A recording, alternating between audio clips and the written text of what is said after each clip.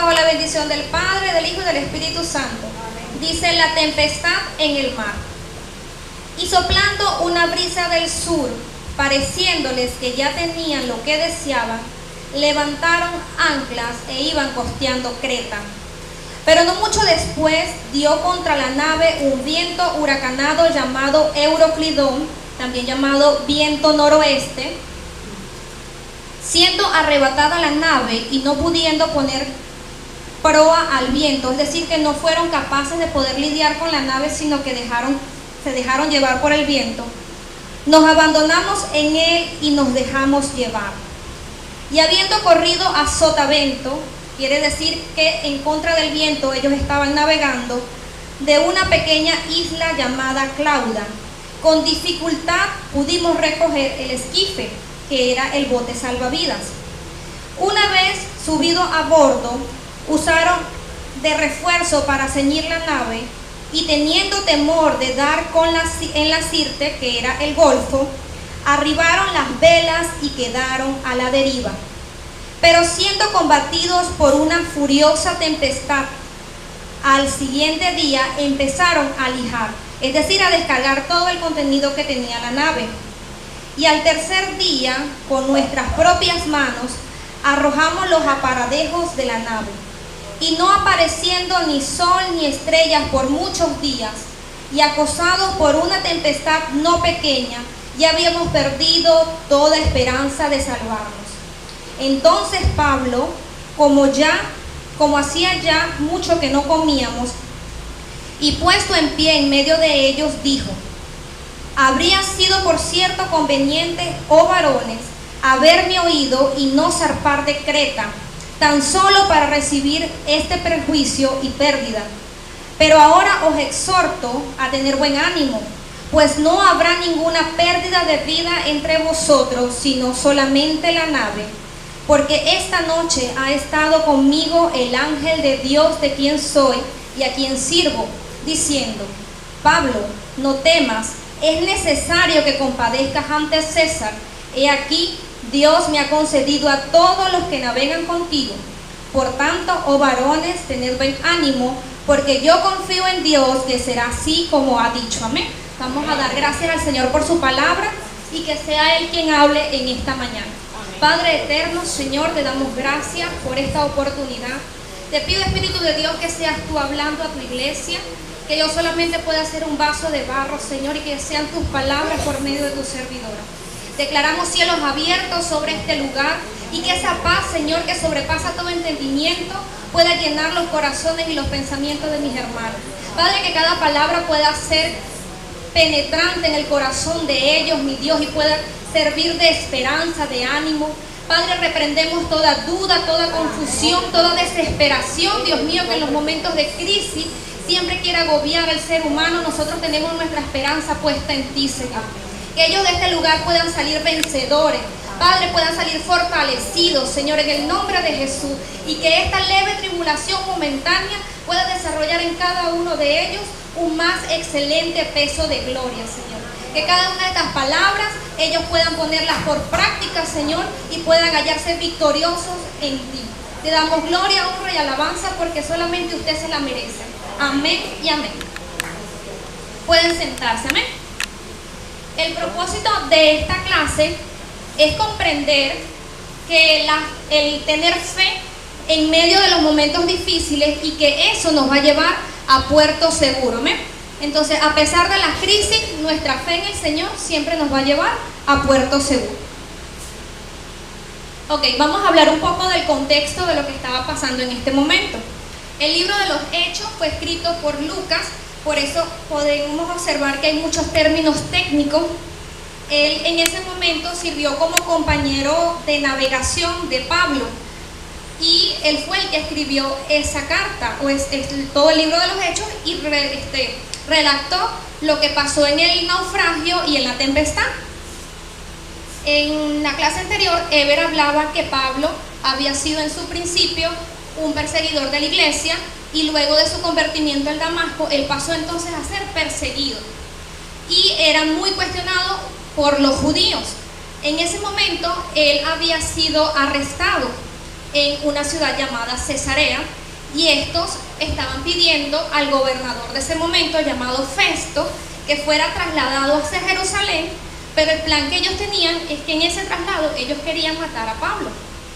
Este era un nuevo gobernador, él era sucesor de Félix, y él quería congraciarse con los judíos, pero también consideraba que los motivos religiosos por los cuales Pablo estaba siendo acusado no eran tan poderosos, ¿verdad?, como para meterlo preso, ni mucho menos para justificar su muerte. Entonces en esos días llegó a esa ciudad de Cesarea un rey Herodes Agripa, que estaba en autoridad por encima de Festo. Él le presenta el caso y Pablo en su defensa se declara inocente, y como él es ciudadano romano, entonces apela a su derecho de romano de compadecer ante el César, y el Señor le concede por medio de estas autoridades solicitud, y ahí empieza entonces su viaje a Roma. Vemos entonces en este capítulo 27 lo que fue el viaje a Roma, describimos la tempestad, más adelante vamos a hablar de lo que es el naufragio, y representa entonces el cuarto viaje misionero de Pablo.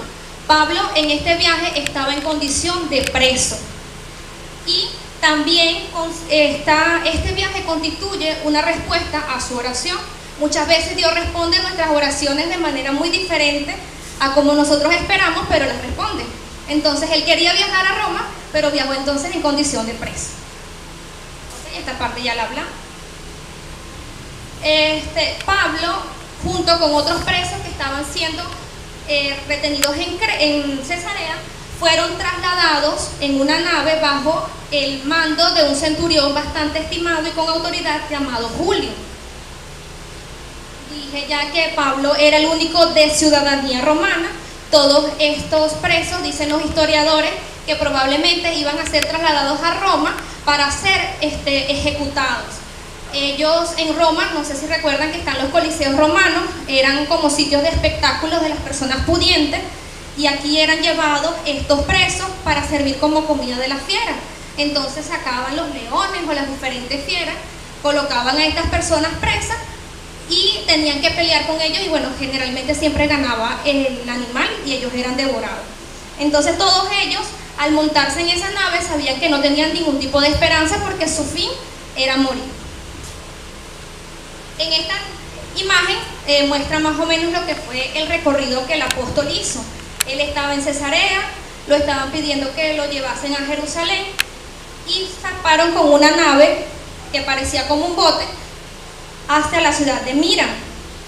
Ahí en esa ciudad había dificultades de navegación, que es cuando decía que estaban en sotavento. Bueno, con mucha dificultad ellos lograron llegar a Nigdo y a Creta, a buenos puertos. Cuando él llega a buenos puertos es cuando el Señor se le revela a Pablo y le hace una advertencia y le dice que si ellos persisten en el viaje van a perder todo. Y esta nave, cuando ellos hacen el transbordo, porque ellos empezaron en una nave y en Mira hacen un transbordo a una nave alejandrina, que en los versículos anteriores dice que era una nave de finalidad comercial, y era muy importante el contenido que tenía dentro porque trasladaba trigo y granos hacia la ciudad de Roma. Entonces esta advertencia que hace Pablo es subestimada porque el centurión decide creer más en el piloto de la nave, en la experiencia del piloto de la nave, y en el dueño de la mercancía, que sus intereses eran netamente comerciales, porque ellos se decía que una vez hecha la venta de los granos tenían un tiempo estipulado para poder hacer la entrega de los mismos. Entonces él no quería que se prolongara ese tiempo y se arriesgaron y subestimaron entonces la advertencia de Pablo, que trajo como consecuencia el naufragio que más adelante vamos a ver. Aquí dijimos que ellos hicieron un transbordo. Okay. Ellos siempre necesitaban el viento del sur, todos los navegantes de esa zona, para poder entonces trasladarse de un lado a otro, y que en unas cuantas horas llegarían a su sitio de destino. Pero ese mismo viento del sur se convirtió en un viento huracanado llamado Euroclidón. En griego significa viento del este, en latín viento noreste, y no es más que un viento que se iniciaba en Asia menor y que se extendía hacia el mar Mediterráneo causando grandes estragos. Y este viaje, que tan solo iba a durar unas horas, duró 14 días. Ahora, ¿cómo podemos llevar este contexto a nuestra realidad?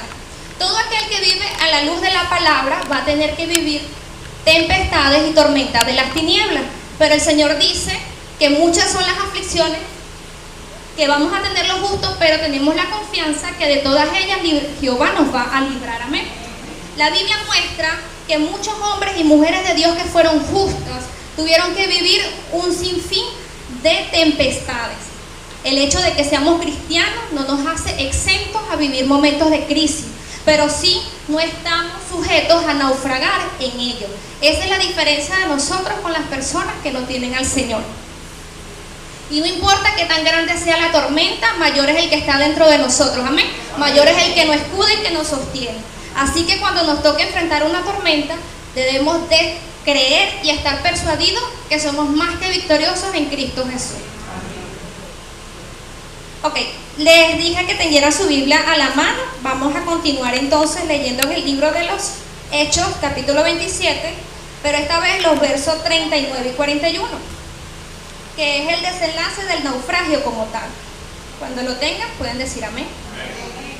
Ok, dice así: cuando se hizo de día, no reconocían la tierra, porque veían una ensenada que tenía playa, en la cual acordaron varar, y si pudiesen la nave. Vamos a prestar mucha atención al 40 y al 41, porque de ellos vamos a estar hablando a continuación. Cortando pues las anclas, las dejaron en la nave, largando también las amarras del timón, e izada al viento la vela de proa, enfilaron hacia la nave, y dando en un lugar de 2 aguas, hicieron encallar la nave, y la proa, hincada, es decir, sometida, quedó inmóvil, y la popa, que es la parte trasera de la nave, se abría con la violencia del mar.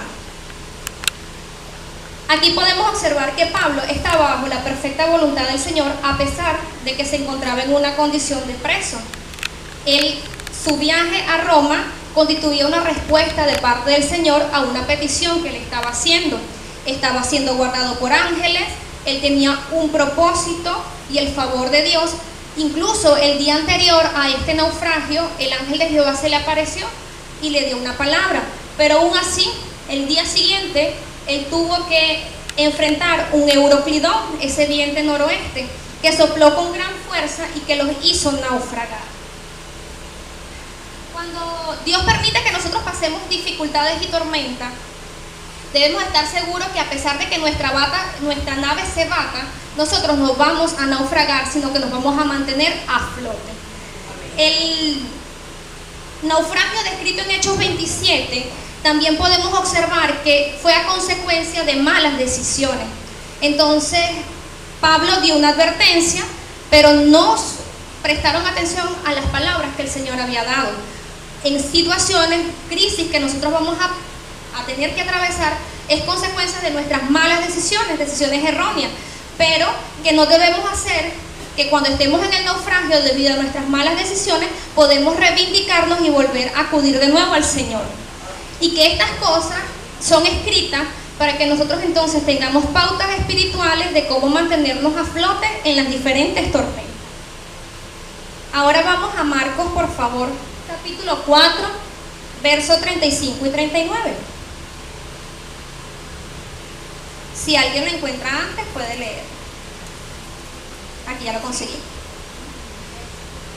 Marcos 4, del verso 35 al 39. Dice: Jesús calma la tempestad. Creo que en 2 predicaciones de los miércoles anteriores, los hermanos han hecho referencia a estos textos. Dice así: en aquel día, cuando llegó la noche, Jesús, haciendo referencia a Jesús, les dijo: pasemos al otro lado. Y despidiendo a la multitud, le tomaron como estaba en la barca, y había también con él otras barcas. Pero se levantó una gran tempestad de viento. A pesar de que Jesús le había dicho: pasemos al otro lado, se desató una gran tormenta. Y echaba las olas en la barca de tal manera que ya se anegaban. pero él estaba en la popa, es decir, la parte trasera donde estaban los controles de la nave, durmiendo sobre un cabezal, y lo despertaron y le dijeron: Maestro, ¿no tienes cuidado de que perecemos? Y levantándose reprendió al viento y dijo al mar: Calla, enmudece. Y cesó el viento y se hizo grande bonanza. Aquí vemos que esta situación tomó desapercibido a sus discípulos, pero el Señor estaba consciente que cuando Él dijo pasemos a otro lado, se iba a desenlazar una gran tormenta. Pero Él lo que quería en ese momento era enseñarles a ellos que a pesar de que esa nave se iba a batir, ellos iban a pasar al otro lado. ¿Qué quiere decir esto? Que cuando Dios nos da una palabra, eso es más que suficiente para mantenernos de pie a pesar de las olas, de la tormenta o de cualquier crisis. Y esto es verdad. Yo lo viví cuando el pastor me dio la asignación de la clase. Tené cuidado cuando me den otros temas, porque él me da el tema y ese día hubo administración y el Señor, dentro de las cosas que me dice: vas a tener aflicciones, pero confía que yo te voy a librar. Bueno, eso fue el domingo. El lunes se desató todo.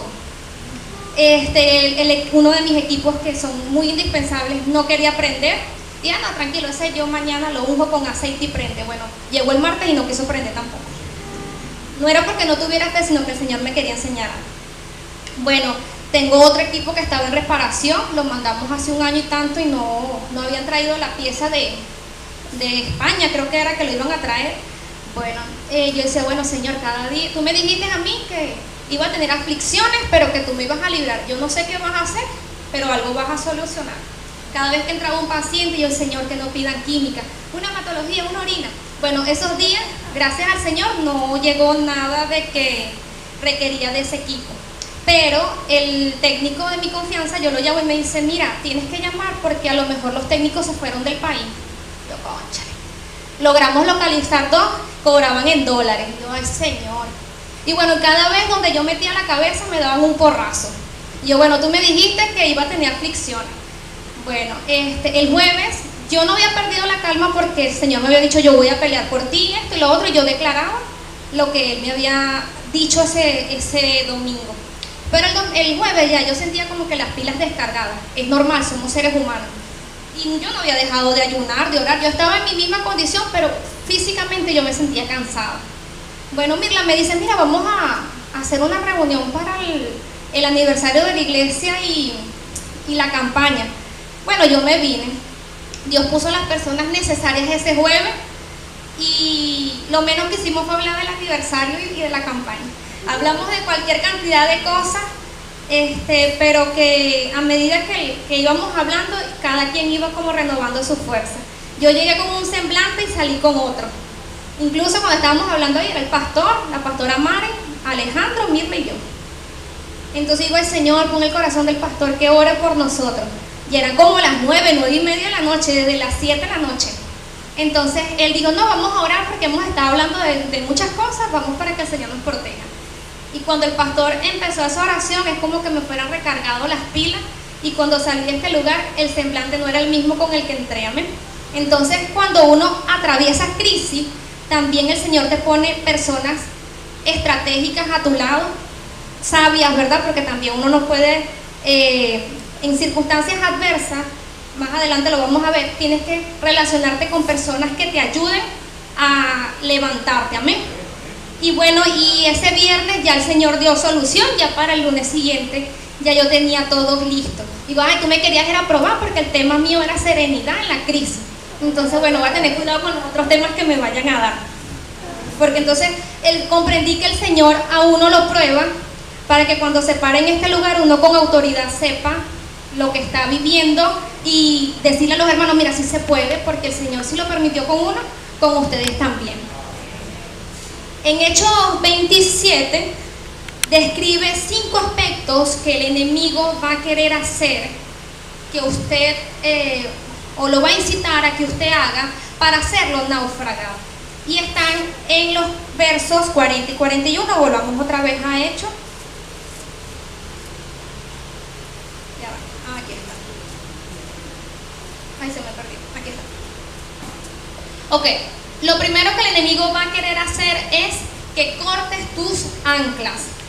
Las anclas en la Biblia representan nuestra esperanza en el Señor y en sus promesas. Vamos a buscar, por favor, Hebreos 6, del 18 al 19. Quien lo tenga, por favor, se pone de pie y con una voz bien, con autoridad, lo va a leer para que los demás hermanos lo escuchen. Hebreos 6, del 18 al 19. Para que por dos cosas inmutables, en las cuales es imposible que Dios mienta, tengamos un fortísimo consuelo, los que hemos cuidado para asirnos de la esperanza puesta delante de nosotros, la cual tenemos como segura y firme y ancla en el alma, y que presenta hasta dentro de nuestro ser. Amén. Entonces ahí vemos cómo representa que nuestra esperanza es una firme ancla de nuestra alma. La esperanza no es más que una confianza de lograr una cosa o algo que se anhela. ¿Y qué es lo que el enemigo quiere? Él quiere que nosotros perdamos nuestra esperanza, que empecemos a centrarnos en que los vientos, cuando empezaron a arreciar nuestra vida, se llevaron con ellos las promesas del Señor. Y no es así. René lo decía, yo le digo a mi mamá, mira mamá, cuando un solo espíritu, ¿verdad? René mencionó muchas cosas que nosotros vamos a tratar ahorita, y es el Señor. Que cielo y tierra pasarán, pero su palabra no pasará.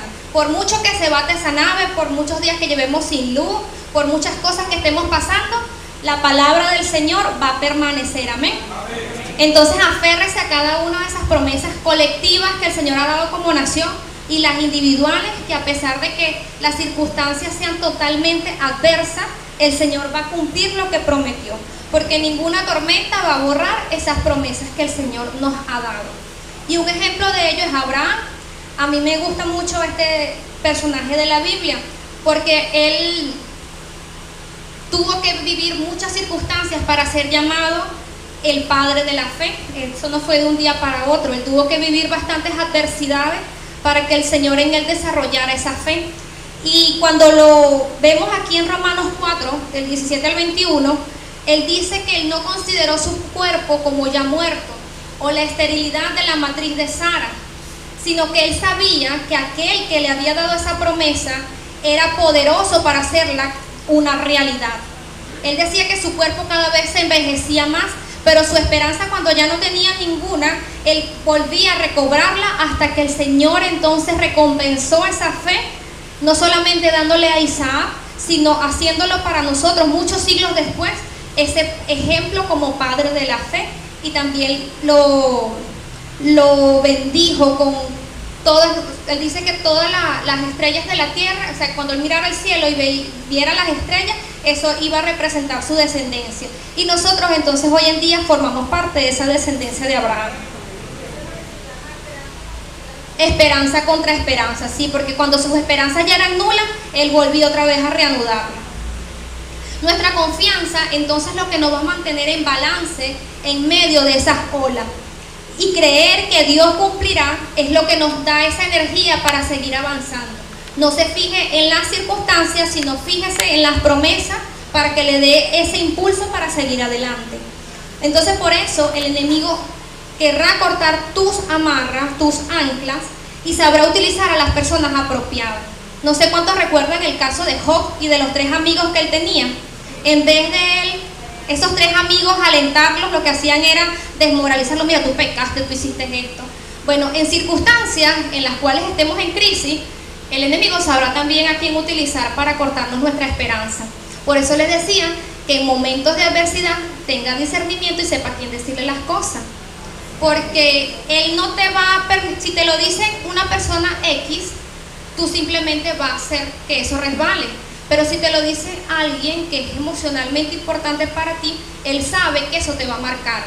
Así que tenga mucho discernimiento en el momento de que esté en crisis a quién se dirige, porque puede ser vulnerable en ese momento esa persona y ser utilizado para que en vez de usted salir a flote lo hunda más. Entonces, para que fije sus ojos en la crisis y recuerde que a pesar de que esos vientos sigan soplando, Dios sigue siendo fiel. Amén. Mientras que el Señor esté en el trono, puede pasar lo que pase, pero Él sigue siendo fiel. Así que lo peor que puede pasar en nuestras tempestades es que cortemos nuestras anclas. La ancla significa que nos va a mantener firme en un lugar. Cuando alguno ha ido a la playa y ve un bote